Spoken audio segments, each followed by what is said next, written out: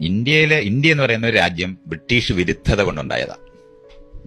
പൊതുശത്രുവായ ബ്രിട്ടീഷുകാർക്ക് എതിരെ സംഘടിച്ചിട്ടുണ്ടായ ഒരു ഐക്യമേ നമുക്കുള്ളൂ. സാംസ്കാരികമായോ ഭാഷാപരമായോ നമ്മൾ ഒന്നിച്ചല്ല. ബ്രിട്ടീഷുകാരെ ബലപ്രയോഗം കൊണ്ട് ഒന്നിപ്പിച്ച ഇന്ത്യയും ആ ബ്രിട്ടീഷുകാരെ ബലപ്രയോഗത്തിൽ സമരം ചെയ്ത് പുറത്താക്കി ഉണ്ടാക്കിയ രാജ്യമാണ് ഇന്ത്യ. ഇന്ത്യ ഒന്നിച്ച് നിൽക്കണമെന്നുണ്ടെങ്കിൽ ഒരു പൊതുശത്രുവിന്റെ ബോധത്തിനകത്തുനിന്ന് രൂപപ്പെട്ടതാണ് നമ്മൾ. പഞ്ചാബുകാരനായും ബംഗാളുകാരനുമായും നമുക്ക് യാതൊരു തരത്തിലും കമ്മ്യൂണിക്കേഷൻ സാധ്യമല്ല.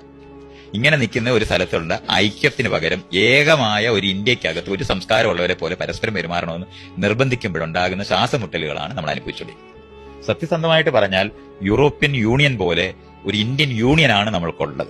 അങ്ങനെയാണ് ഉണ്ടാകുന്നത്. അതിനു പകരം സെൻട്രൽ ഗവൺമെന്റ് എന്നാണ് നമ്മൾ പറയുന്നത്.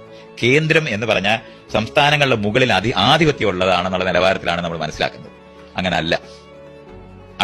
നമ്മൾ ഐക്യപ്പെട്ട് നിൽക്കുന്ന ഒരു എഗ്രിമെന്റ് മാത്രമാണത്. കേന്ദ്രം എന്ന് പറഞ്ഞ് ബ്രിട്ടീഷുകാർക്ക് പകരം വടക്കേ ഇന്ത്യക്കാർ ഭരിക്കുന്ന ഒരു രാജ്യമാണിപ്പോ ഇത്. ഇതുകൊണ്ടാണ് നമ്മളെ ഇംഗ്ലീഷുകാർ ഇംഗ്ലീഷ് പഠിപ്പിച്ച പോലെ ഹിന്ദി പഠിപ്പിക്കാൻ അവർ ശ്രമിക്കുന്നത്. ശ്വാസം മുട്ടുന്ന മുഴുവൻ അനുഭവം നമുക്ക് ഉണ്ടാകുന്നത്.